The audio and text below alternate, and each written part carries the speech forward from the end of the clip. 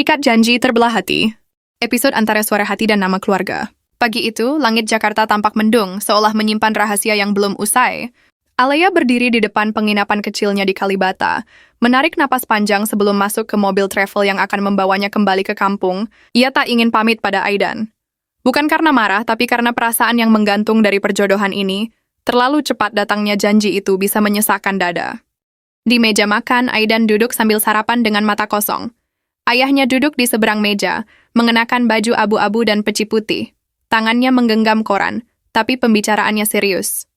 Aidan, pernikahan ini bukan soal cinta, ini soal kehormatan. Keluarga Alea pernah menyelamatkan bisnis kita. Kau pikir janji yang dibuat antara orang tua bisa dianggap remeh? Aidan menatap sendok di tangannya. Diam, lalu berkata pelan, "Ayah, kalau kita menikah karena rasa terhutang, itu bukan pernikahan, itu transaksi." Ayahnya mendengus menaruh koran. "Kau terlalu banyak menggunakan logika. Kau akan mengerti saat jadi kepala keluarga nanti. Kalau aku jadi kepala keluarga, izinkan aku memilih siapa yang akan berdiri di sampingku," kata Aidan. Sementara itu, di dalam mobil travel yang melaju menembus jalanan keluar Jakarta menuju arah timur, Alea bersandar di jendela, menyaksikan hujan turun. Pelan-pelan, kota metropolitan itu perlahan, menghilang dari pandangan. Ponselnya hening, tak ada pesan dari Aidan. Dan justru itu yang membuat semuanya menjadi jelas. Alea menuliskan satu catatan di HP-nya.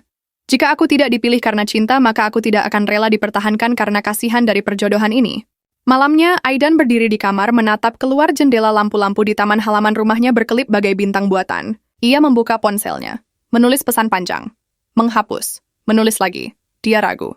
"Alea, jika suatu hari aku datang bukan sebagai bagian dari perjodohan, tapi sebagai lelaki yang memilihmu sepenuh hati, maukah kamu mendengarkanku lagi?" Tapi pesan itu tidak pernah ia kirim. Karena Aidan tahu, keputusan besar harus dimulai dari keberanian untuk melawan bayang-bayang yang selama ini ia turuti. Dan malam itu, ia akhirnya memilih untuk tak memilih berdasarkan ketakutan, tapi karena keinginan yang jujur.